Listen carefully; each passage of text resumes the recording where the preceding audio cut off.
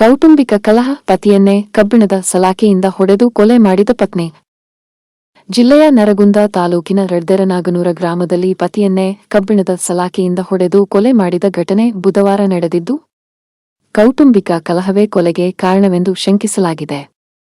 ಈ ಕುರಿತು ಎಸ್ಪಿ ರೋಹನ್ ಜಗದೀಶ್ ಅವರು ಘಟನೆಯ ಬಗ್ಗೆ ಮಾಹಿತಿ ನೀಡಿದ್ದಾರೆ. ದಿನಾಂಕ 20/5/2026ರಂದು ಗದಗ ಜಿಲ್ಲೆಯ ನರಗುಂದ ಪೊಲೀಸ್ ಠಾಣೆ ವ್ಯಾಪ್ತಿಯ ರೆಡ್ಡರ್ ನಗರ್ ಈ ಒಂದು ಜಾಗದಲ್ಲಿ ಒಂದು ಕೊಲೆ ಪ್ರಕರಣ ದಾಖಲಾಗಿರುತ್ತೆ. ಈ ಕೊಲೆ ಪ್ರಕರಣ ನಮಗೆ ಸುಮಾರು ಬೆಳಗ್ಗೆ 9ರಿಂದ 10 ಗಂಟೆ ನಡುವೆ ನಮಗೆ ಮಾಹಿತಿ ಏನಂತ ಬರುತ್ತೆ ಅಂತ ಹೇಳಿದರೆ, ಒಂದು ಮನೆಯಲ್ಲಿ ಒಬ್ಬ ವ್ಯಕ್ತಿ ವಯಸ್ಸು 26, ಅವನು ಶವದ ರೂಪದಲ್ಲಿ ಸಿಕ್ಕಿರ್ತಾನೆ ಅಂತ ಹೇಳಿ ನಮ್ಮ ಪೊಲೀಸ್ ಇನ್ಸ್ಪೆಕ್ಟರ್ಗೆ ಮಾಹಿತಿ ಬರುತ್ತೆ. ಆನಂತರ ಎಲ್ಲರೂ ಸ್ಪಾಟಿಗೆ ಹೋಗಿ ನೋಡಿದಾಗ ನಮಗೆ ಏನು ಕಂಡು ಬರುತ್ತೆ ಅಂತ ಹೇಳಿದರೆ, ಒಬ್ಬ ವ್ಯಕ್ತಿ ವಿಶ್ವನಾಥ್ ಹಾದಿಮನಿ ಅಂತ ಹೇಳಿ ವಯಸ್ಸು 26, ಅವನು ಡಿಪ್ಲೊಮಾ ಇನ್ ಇಂಜಿನಿಯರಿಂಗ್ ಓದಿರೋಂಥ ವ್ಯಕ್ತಿ. ಅವನು ಶವದ ರೂಪದಲ್ಲಿ ಪತ್ತೆ ಆಗಿರ್ತಾನೆ. ಪತ್ತೆ ಆಗಿರೋ ಸಂದರ್ಭದಲ್ಲಿ ಅವನ ತಲೆಯ ಹಿಂದಿನ ಭಾಗಕ್ಕೆ ಒಂದು ಬಲವಾದ ಒಂದು ಶಾರ್ಪ್ ಆಬ್ಜೆಕ್ಟ್, ಗಟ್ಟಿಯಾದ ಒಂದು ಶಾರ್ಪ್ ಆಬ್ಜೆಕ್ಟಲ್ಲಿ ಗಾಯಪಡಿಸಿ ಅವನು ಸಾವನ್ನಪ್ಪಿರ್ತಾನೆ ಅಂತ ಹೇಳಿ ನಮಗೆ ಮೇಲ್ನೋಟಕ್ಕೆ ಗೊತ್ತಾಗುತ್ತೆ.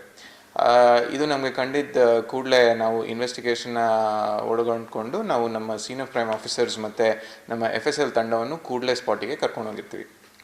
ಸ್ಪಾಟಲ್ಲಿ ನಮಗೆ ಒಂದು ಹಾರಿ ಅನ್ನೋ ಒಂದು ಆಬ್ಜೆಕ್ಟ್ ಸಿಗುತ್ತೆ. ಈ ಹಾರಿ ಅನ್ನೋ ಆಬ್ಜೆಕ್ಟ್ ಯಾವ ರೀತಿ ಇರುತ್ತೆ ಅಂತ ಹೇಳಿದರೆ, ಅದು ಒಂದು ಸುಮಾರು 1ರಿಂದ 1.5 ಅಡಿಯಷ್ಟು ಇರುವ ಒಂದು 2 kg ಆಗೋಷ್ಟು ಒಂದು ಲಾಂಗ್ ಇನ್ಸ್ಟ್ರೂಮೆಂಟ್ ರೀತಿಯಲ್ಲಿರುತ್ತೆ. ಒಂದು ಕಡೆ ಚೂಪಾಗಿ ಪಾಯಿಂಟೆಡ್ ಇದ್ದು, ಇನ್ನೊಂದು ಕಡೆ ಬ್ಲಂಟ್ ಆಗಿರುತ್ತೆ. ಸೊ ಈ ಪಾಯಿಂಟೆಡ್ ಸೈಟ್ ಏನಿದೆ ಅದನ್ನು ಎತ್ಕೊಂಡು ಯಾರೊಬ್ಬರು ಹೊಡೆದಿರ್ತಾರೆ ಅಂತ ಹೇಳಿ ನಮಗೆ ಗೊತ್ತಾಗುತ್ತೆ. ಆ ಸಂದರ್ಭದಲ್ಲಿ ನಮಗೆ ಇದನ್ನು ಯಾರು ಮಾಡಿರ್ಬೋದು ಅಂತ ಹೇಳಿ ಸಂಶಯ ಮೂಡಲಿಕ್ಕೆ ಹಲವಾರು ಕಾರಣಗಳು ಉಂಟಾಗುತ್ತೆ. ಸೊ ಮೊದಲನೇದಾಗಿ ನಾವು ಸ್ಥಳನ ಪರಿಶೀಲನೆ ಮಾಡಿದ ಸಂದರ್ಭದಲ್ಲಿ ನಮ್ಗೇನು ಗೊತ್ತಾಗುತ್ತೆ ಅಂತ ಹೇಳಿದರೆ, ಈ ಮನೆಗೆ 2 ಬಾಗಿಲಿರುತ್ತೆ. ಮುಂದಿನ ಬಾಗಿಲು ಮತ್ತು ಹಿಂದಿನ ಬಾಗಿಲು ಇದ್ದು, ಮನೆಯಲ್ಲಿ ಒಂದು ಹಾಲ್ ಇದ್ದು ಮತ್ತು 2 ಕೋಣೆ ಇರುತ್ತೆ.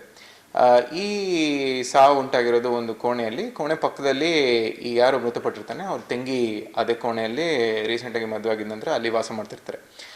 ಈ ಕೋಣೆಯಲ್ಲಿ ಈತ ಯಾರು ಮೃತಪಟ್ಟಿರ್ತಾನೆ ಮತ್ತು ಅವನ ಹೆಂಡತಿ ವಾಸವಾಗಿದ್ದು, ಅದೇ ಮನೆಯಲ್ಲಿ ಅವರು ಹುಡುಗನ ತಂದೆ ತಾಯಿ ಕೂಡ ವಾಸವಾಗಿರ್ತಾರೆ. ಕಾಲಕ್ರಮೇಣ ತಂದೆ ತಾಯಿನ ನಾವು ಕ್ವೆಶ್ಚನಿಂಗ್ ಮಾಡಿದ ಸಂದರ್ಭದಲ್ಲಿ ನಮ್ಗೆ ಏನು ಗೊತ್ತಾಗುತ್ತೆ ಅಂತ ಹೇಳಿದರೆ, ಅವ್ರ ತಂದೆಗೆ ವಯಸ್ಸಾಗಿದ್ದ ಕಾರಣಕ್ಕಾಗಿ ಅವನು ಮನೆಯ ಬಾಗಿಲಿನ ಹೊರಗಡೆನೆ ಮಲಗ್ತಿರ್ತಾನೆ. ಅವನು ಮೇಲಿನ ಭಾಗಕ್ಕೆ ಸಾಧಾರಣವಾಗಿ ಹೋಗ್ತಿರೋದಿಲ್ಲ. ಆದರೆ ಅವರು ತಾಯಿ ಏನಿರ್ತಾನೆ, ಈ ಸಮಯದಲ್ಲಿ ತಾಪಮಾನ ಸ್ವಲ್ಪ ಬಿಸಿಲು ವಾತಾವರಣ ಜಾಸ್ತಿ ಇರೋದಕ್ಕೆ ಅವರು ಮಲಗ್ತಿದ್ರು. ಮತ್ತು ನಾವು ಪರಿಶೀಲನೆ ಮಾಡಿದ ಸಂದರ್ಭದಲ್ಲಿ ಹಿಂದಿನಗಡೆ ಬಾಗಿಲು ಒಳಗಡೆಯಿಂದನೇ ಮುಚ್ಚಿತ್ತು ಮತ್ತು ಮುಂದಿನಗಡೆ ಬಾಗಿಲು ಎದುರುಗಡೆನೇ ತಂದೆ ಕೂಡ ಮಲಗಿದ್ರು. ಸೊ ನಮಗೆ ಆವಾಗ ನೇರ ಸಂಶಯ ಈತನ ಹೆಂಡತಿ ಮೇಲೆ ಬರಲಿಕ್ಕೆ ಪ್ರಾರಂಭ ಆಗಿತ್ತು. ಇದ್ರ ಜೊತೆಯಾಗಿ ಅದೇ ಸಂದರ್ಭದಲ್ಲಿ ಈ ಪ್ರಕರಣಕ್ಕೆ ಕಂಪ್ಲೇಂಟ್ ಯಾರಿದ್ದಾರೆ, ಗೌರವ ಅಂತ ಹೇಳಿ, ಈ ಒಂದು ವಿಶ್ವನಾಥರ ತಾಯಿ ಕೂಡ ನನ್ನ ಮಗನ ಸಾವಿಗೆ ನನ್ನ ಸೊಸೆನೇ ಕಾರಣ ಅಂತ ಹೇಳಿ ಆರೋಪ ಮಾಡಿ ಆ ರೀತಿಯೇ ಕಂಪ್ಲೇಂಟ್ ಕೊಡ್ತಾರೆ. ಆ ಸಂದರ್ಭದಲ್ಲಿ ನಮಗೆ ವೈಫ್ನ ಸಸ್ಪಿಷನ್ ಪಡಬೇಕು ಅಂತ ಹೇಳಿದ್ರೂ ಆ ಹೆಣ್ಮಕ್ಳು ಭಾಳ ಗೊತ್ತಿಲ್ಲದೆ ಇರೋಂಗೆ ಭಾಳ ನಾರ್ಮಲಾಗಿ ಏನೂ ಆಗಿಲ್ದಿರೋ ರೀತಿಯಲ್ಲಿ ಇರೋದ್ರಿಂದ ನಮಗೆ ಒಂದು ಸ್ವಲ್ಪ ಗಾಬರಿ ಆಗುತ್ತೆ. ಸಾಧಾರಣವಾಗಿ ಒಂದೇ ಕೋಣೆಯಲ್ಲಿದ್ದಾಗ ಏನೋ ಒಂದು ಘಟನೆ ನಡೆದ್ರೆ ಇಲ್ಲ ಒಂದು ಅವರಿಗೆ ಯಾರು ಮಾಡಿರ್ಬೇಕು ಅಂತ ಹೇಳಿ ಗೊತ್ತಾಗಿರ್ಬೇಕು, ಅಥವಾ ಅವರು ಯಾರು ಮಾಡಿದ್ದಾರೆ ಅಂತ ಹೇಳಿ ನೋಡಿರ್ಬೇಕು, ಅಥವಾ ಇಂಥ ಒಂದು ಮರ್ಡರ್ ಪ್ರಕರಣ ಆದರೆ ಶಬ್ದ ಅಂತೂ ಆಗುತ್ತೆ, ಒಬ್ರು ಕಿರ್ಚಾಡ್ತಾರೆ ಅಥವಾ ಚೀರಾಡ್ತಾರೆ, ಅಥವಾ ಆ ಕೃತ್ಯ ಆದಮೇಲೆ ಭಾಳ ಬಲವಾಗಿ ಉಸಿರಾಗುವಂಥದ್ದಾಗುತ್ತೆ ಮತ್ತು ಚೀರಾಡೋಂಥದ್ದಾಗುತ್ತೆ. ಅಂಥದ್ದು ಕೂಡ ನನಗೆ ಏನು ಗೊತ್ತಿಲ್ಲ, ನಾನು ಏನು ನೋಡಿಲ್ಲ, ನಾನು ಏನು ಮಾಡಿಲ್ಲ ಅಂತ ಹೇಳಿ ಈ ಒಂದು ಹೆಣ್ಮಗಳು ಹೇಳ್ತಾಳೆ.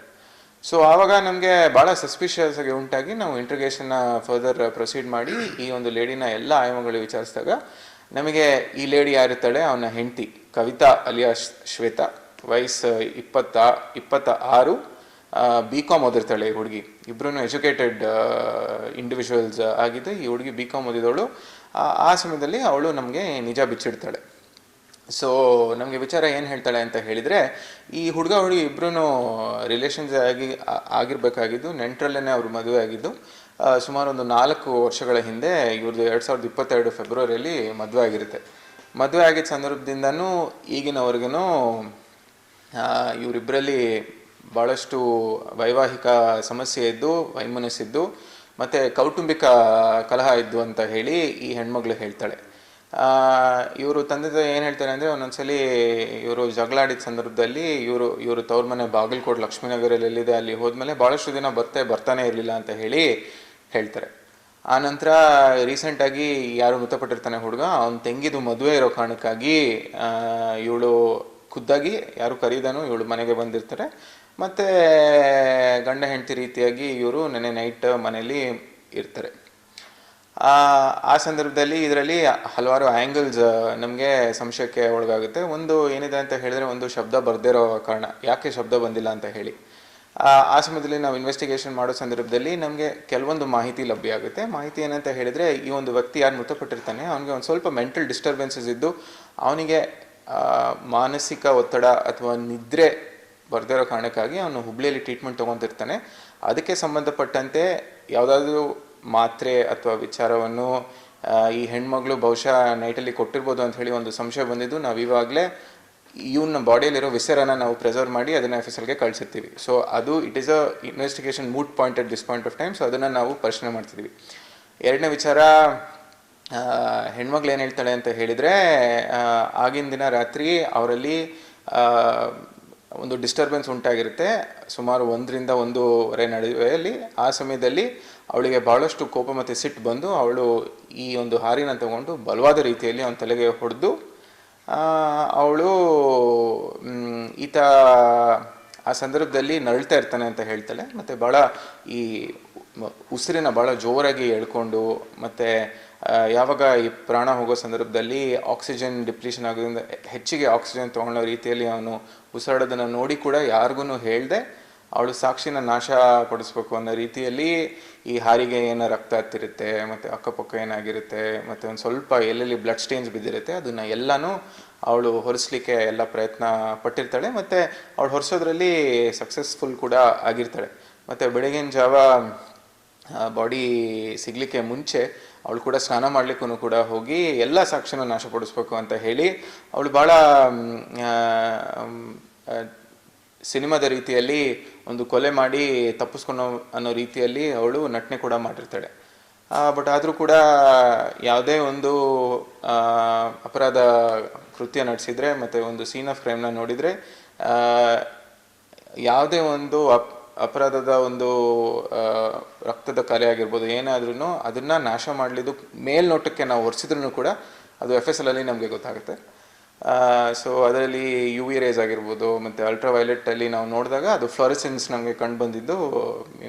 ಈ ಒಂದು ಪ್ರಕರಣಕ್ಕೆ ನಾವೆಲ್ಲ ಸ್ವಾಬ್ಸ್ ಕೂಡ ಕಲೆಕ್ಟ್ ಮಾಡಿದ್ವಿ. ಮತ್ತು ಈ ಲೇಡಿನ ಈ ಸಮಯದಲ್ಲಿ ನಾವು ಅರೆಸ್ಟ್ ಮಾಡಿ ನ್ಯಾಯಾಂಗ ಬಂಧನಕ್ಕೆ ಒಳಗಡೆ ಪಡಿಸ್ತೀವಿ. ಸೊ ಈ ಒಂದು ಪ್ರಕರಣದಲ್ಲಿ ಇಬ್ಬರು ಎಜುಕೇಟೆಡ್ ಇಂಡಿವಿಜುವಲ್ಸ್ ಇದ್ದು, ಓದಿದ್ದು, ತಿಳಿದಿದ್ದು, ಬರೆದಿದ್ದು, ಆದ್ರೂ ಸಹ ಒಂದು ವೀಕ್ ಮೊಮೆಂಟಲ್ಲಿ ಈ ರೀತಿ ಕೊಲೆನ ಮಾಡಿರೋ ಕಾರಣಕ್ಕಾಗಿ ಅದರಲ್ಲಿ ಒಂದು ಜೀವ ಹೋಗಿದೆ, ಮತ್ತು ಈ ಒಂದು ಹೆಣ್ಮಗಳ ಜೀವ ಸೆರೆಮನೆಯಲ್ಲಿ ಕಳೆಯೋ ರೀತಿಯಲ್ಲಿ ಮುಂದಾಗಿದೆ. ಸೊ ನಂದು ಉದ್ದೇಶ ಏನಿದೆ ಅಂತ ಹೇಳಿದರೆ, ಈಗಿನ ಟೈಮಲ್ಲಿ ಸಾಕಷ್ಟು ಎಮೋಷ್ನಲ್ ಕೌನ್ಸಿಲಿಂಗ್ ಆಗಿರ್ಬೋದು, ವೆಲ್ಬೀಯಿಂಗ್ ಆಗಿರ್ಬೋದು, ಮ್ಯಾರಿಟಲ್ ಹೆಲ್ಪ್ ಆಗಿರ್ಬೋದು, ಮ್ಯಾರಿಟಲ್ ಕೌನ್ಸಿಲಿಂಗ್ ಆಗಿರ್ಬೋದು, ಅಥವಾ ಯಾವುದೇ ರೀತಿ ಈ ಒಂದು ಥಾಟ್ಸ್ ಇದ್ದರೆ ಒಂದು ಸ್ವಲ್ಪ ಕೌನ್ಸಿಲಿಂಗ್ ಮಾಡಿಸಿದ್ರೆ ಮುಂದಿನ ದಿನ ಜೀವ ಚೆನ್ನಾಗಿರುತ್ತೆ ಅಂತ ಹೇಳಲಿಕ್ಕೆ ಬಯಸ್ತೀನಿ.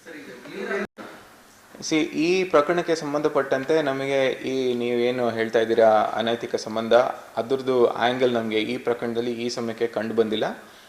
ಈ ಲೇಡಿ ಫೋನ್ ಬಳಕೆ ಮಾಡದೇ ಇರೋ ಕಾರಣಕ್ಕಾಗಿ ನಮಗೆ ಇನ್ನೂ ಅದು ಸ್ಪಷ್ಟನೆ ಸಿಕ್ಕಿಲ್ಲ. ಬಟ್ ಆದರೂ ಸಹ ಬೈ ಚಾನ್ಸ್ ಅವಳ ಹತ್ರ ಯಾವುದೋ ಒಂದು ಫೋನ್ ಇರ್ಬೋದು, ಅಥವಾ ಅದು ಬಚ್ಚಿಟ್ಟಿದ್ದಾಳೆ, ಅದನ್ನು ಕೂಡ ನಾವು ಈ ಸಮಯದಲ್ಲಿ ತನಿಖೆಗೆ ಒಳಗಡೆ ಪಡಿಸ್ತೀವಿ. ಬಟ್ ನಾವು ಕೂಡ ತಿಳ್ಕೊಂಡಿದ್ದ ಪ್ರಕಾರ ವೆದರ್ ಇದು 100% ನಿಜ ಇದೆ ಇಲ್ವೋ ಇನ್ನೂ ನಮಗೆ ಇನ್ವೆಸ್ಟಿಗೇಷನ್ ಮೂಟ್ ಪಾಯಿಂಟ್ ಇದೆ. ಬಟ್ ಅಲ್ಲಿ ಇವ್ರ ತಂದೆ ತಾಯಿ ಆರೋಪ ಮಾಡೋ ಪ್ರಕಾರ ಮತ್ತು ಕೆಲವೊಂದು ಜನ ಹೇಳೋ ಪ್ರಕಾರ ಇವ್ರಿಗೆ ಬೇರೆ ಯಾರ್ದೋ ಜೊತೆ ಸ್ನೇಹ ಇತ್ತು ಅಂತ ಹೇಳಿ ಕೂಡ ಹೇಳ್ತಾರೆ. ಸೊ ನಾವು ಅದರದ್ದು ವಿಚಾರವಾಗಿ ವೈಮನ್ಸ್ ಇರೋದು ಸಾಧ್ಯತೆ 100% ಇದೆ. ಬಟ್ ವೈಮನ್ಸ್ ಇರೋ ವ್ಯಕ್ತಿ ಈ ಸಮಯದಲ್ಲಿ ಸಾವನ್ನಪ್ಪಿರ್ತಾನೆ. ಸೊ ಅವ್ರ ಪೇರೆಂಟ್ಸ್ ಹೇಳೋ ಪ್ರಕಾರ ಅದೊಂದು ಆ್ಯಂಗಲ್ ಕೂಡ ಇರ್ಬೋದು ಅಂತ ಹೇಳಿ ಅವರು ಹೇಳ್ತಾರೆ. ಸೊ ಆ ನಿಟ್ಟಲ್ಲೂ ನಾವು ನೋಡ್ತಾ ಇದ್ದೀವಿ. ನೋಡಿ, ಒಟ್ಟಾರೆ ಇವ್ರದ್ದು ಕೌಟುಂಬಿಕ ವಿವಾಹ ಇದೆ. ಒಂದು ಕೌಟುಂಬಿಕ ವಿವಾಹ ಆಗಿ ಅವ್ರದ್ದು ಕಲಹ ಆಗಿರೋ ಸಂದರ್ಭದಲ್ಲಿ ನಾನಾ ವಿಚಾರಕ್ಕೆ ಅವರಲ್ಲಿ ಏನೋ ವೈಮನಸ್ಸಿರುತ್ತೆ. ಮತ್ತು ಈಗ ಇದು ಏನೋ ಈ ಹಂತಕ್ಕೆ ತಲುಪಿದೆ ಅಂತ ಹೇಳಿದರೆ ಬಹುಶಃ ಒಂದೇ ವಿಚಾರ ಇಲ್ದಿರ್ಬೋದು, multiple angles would have contributed to this problem. So ಆ ನಿಟ್ಟಲ್ಲಿ ಹೆಚ್ಚು ಇನ್ನು ತನಿಖೆ ಮಾಡೋದು ಅವಶ್ಯಕತೆ ಇದೆ. ನೀವು ಸೀನ್ ಆಫ್ ಕ್ರೈಮ್ನ ನೋಡಿದರೆ there is no other probable way that ಈಗ ಸಾಧಾರಣವಾಗಿ ಹೇಳಬೇಕು ಅಂತ ಹೇಳಿದ್ರೆ, ಒಂದು ಮನೇಲಿ ಇಬ್ಬರೇ ಜನ ವ್ಯಕ್ತಿ ಇದ್ದು, ಆ ಮನೆಗೆ ಬೇರೆ ಯಾವುದು ಬಾಗಿಲಿಲ್ಲದೆ ಇದ್ದು, ಮತ್ತು ಈ ಒಂದು ಘಟನೆ ನಡೆದಿದ್ದು, ಅವ್ರ ಪಕ್ಕದಲ್ಲೇ ಇರುವಂಥ ವ್ಯಕ್ತಿ ನಾನೇನು ಕೇಳಿಲ್ಲ ಮಾಡಿಲ್ಲ ಅಂತ ಹೇಳೋದೇ ಮೊದಲು ಸಂದೇಹ ಉಂಟಾಗುವಂಥ ಒಂದು ವಿಚಾರ. ನೆಕ್ಸ್ಟು ಬ್ಲಡ್ ಸ್ಟೇನ್ಸ್ ಆಗಿರಲಿ, ಮತ್ತು ಡಿಸ್ಟ್ರಕ್ಷನ್ ಆಫ್ ಎವಿಡೆನ್ಸ್ ಆಗಿರಲಿ, ಮತ್ತು ನಮ್ಮದು ಸೀನ್ ಆಫ್ ಕ್ರೈಮ್ ಡೀಟೇಲ್ಸ್ ಆಗಿರಲಿ, ಮತ್ತು ಬ್ಲಡ್ ಸ್ಪ್ಲಟರ್ಸ್ ಆಗಿರಲಿ, ಇವೆಲ್ಲ ನಮಗೆ ಟೆಲ್ ಸೈನ್ಸ್ ಆಗುತ್ತೆ. ಇಲ್ಲಿವರೆಗೂ 99% ಯಾರೇ ಕೊಲೆ ಮಾಡಿದ್ರು ನಾವು ಕೊಲೆ ಮಾಡಿಲ್ಲ ಅಂತಲೇ ಹೇಳ್ತಾರೆ. ಅವರು ಬೆಳಗ್ಗೆ ತಂದೆ ತಾಯಿ ಬೆಳಗ್ಗೆ ಬಂದು ಮಗನ ಎಬ್ಬರಿಸ್ಲಿಕ್ಕೆ ಪ್ರಯತ್ನ ಪಟ್ಟಿದ್ದ ಸಂದರ್ಭದಲ್ಲಿ ಮಗ ಎದ್ದೊಳ್ದಿರೋದು ನೋಡಿ, ಆ ಸಮಯದಲ್ಲಿ ಅವರು ಆ ರಕ್ತ ನೋಡಿದ ಸಂದರ್ಭದಲ್ಲಿ ಅವ್ರಿಗೆ ಗೊತ್ತಾಗಿ ಅವರು ತಿಳಿಸ್ಕೊಟ್ಟಿದ್ದು. ಬಟ್ ಘಟನೆ ನಡೆದಿರೋದು ಸುಮಾರು 1:30 to 3 ಗಂಟೆ ನಡುವೆ ನೈಟಲ್ಲಿ. ಅದೇ ನಮಗೆ ಈಗಿನ ಮಾಹಿತಿ ಪ್ರಕಾರ 20 days ಹಿಂದೆ ಅವನು ಟ್ಯಾಬ್ಲೆಟ್ನ ನಿಲ್ಲಿಸಿದ್ದ ಅಂತ ಹೇಳ್ತಾರೆ. ಅದು ಪರ್ಮನೆಂಟ್ ಕೋರ್ಸ್ ಅಲ್ವಂತೆ. ಅವನಿಗೆ ನಿದ್ದೆ ಏನು ಬರ್ದೇ ಇರೋ ಸಂದರ್ಭದಲ್ಲಿ ತೊಗೊತಿದ್ದಂತೆ. ಈ 20 days ತೊಗೊಂಡಿಲ್ವಂತೆ. ಅವ್ರ ಪೇರೆಂಟ್ಸ್ ಹೇಳೋದು ಈ ಥರ ಅವ್ನಿಗೆ ನಿದ್ದೆ ಬರ್ದಿಲ್ಲ ಅಂದರೆ ಈ ಟ್ಯಾಬ್ಲೆಟ್ಸ್ ಕೊಡ್ಬೋದು ಅಂತ ಹೇಳಿ ಅವ್ರ ಸೊಸೆಗೆ ಹೇಳಿದ್ರು ಅಂತ ಹೇಳ್ತಾರೆ.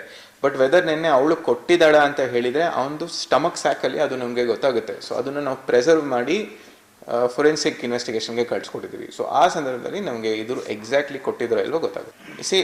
ಅವಳು ಹೇಳೋ ಪ್ರಕಾರ ಅವನು ಹೊಡೆದ್ಮೇಲೆ ಸ್ವಲ್ಪ ಹೊತ್ತು ಜೀವ ಇದ್ದಿದ್ದ ಸಮಯದಲ್ಲಿ ಅವನು ಹೆವಿ ಉಸಿರು ತೊಗೊತಾ ಇದ್ದ. ಉಸಿರು ತೊಗೊಂಡು ಆಮೇಲೆ ಸಾವನ್ನಪ್ಪ ಅಂತ ಹೇಳ್ತಾರೆ. ಅವನು ಈಗ ನೋಡಿ, ಈ ಬ್ರೈನ್ ಅನ್ನೋದು ಮತ್ತು ಈ ಹೆಡ್ ಅನ್ನೋದು ಭಾಳ ಸೆನ್ಸಿಟಿವ್ ಆರ್ಗನ್ ಇರುತ್ತೆ. ಈಗ ಮೇ ಬಿ ಅವಳು ಹೊಡೆದಿದ್ದು ರಬ್ಬಿಸೋಕ್ಕೆ ಸ್ಪೀಚ್ ಇಂಪೇರ್ಮೆಂಟ್ ಆಗಿರ್ಬೋದು, ಮತ್ತು ಈ ಅಕಸ್ಮಾತ್ ಈ ಟ್ಯಾಬ್ಲೆಟ್ಸ್ನ ಮಿಕ್ಸ್ ಮಾಡಿದರೆ ಅವನು ಆ ಮತ್ತಲ್ಲಿ ಇರ್ಬೋದು. So there are all investigation details which we still have to look into. So ಆ ಬೇಸಿಸ್ ಮೇಲೆ ಎಕ್ಸಾಕ್ಟ್ಲಿ ನಮ್ಮ ಇನ್ವೆಸ್ಟಿಗೇಷನ್ಗೆ ಗೊತ್ತಾಗಿರೋದು ಅವನು ಭಾಳ ರಬ್ಬಿಸುವಾಗಿ ಉಸಿರಾಡ್ತಿದ್ದ, ಆಮೇಲೆ ಅವನು ಸಾವನ್ನಪ್ಪ ಅಂತ ಹೇಳಿ. ನನಗೆ ಪ್ರೀ ಮೆಡಿಟೇಷನ್ ಬಗ್ಗೆ ಈ ಸಮಯದಲ್ಲಿ ಹೇಳಲಿಕ್ಕೆ ಕಷ್ಟ ಇದೆ. ಯಾಕೆ ಅಂತ ಹೇಳಿದರೆ ನಾನು ಇನ್ನೂ ಈ ಮರ್ಡರ್ನ ಬೇರೆಯವ್ರಿಗೆ ಲಿಂಕ್ ಮಾಡಲಿಕ್ಕೆ ನನಗೆ ಆಗಿಲ್ಲ.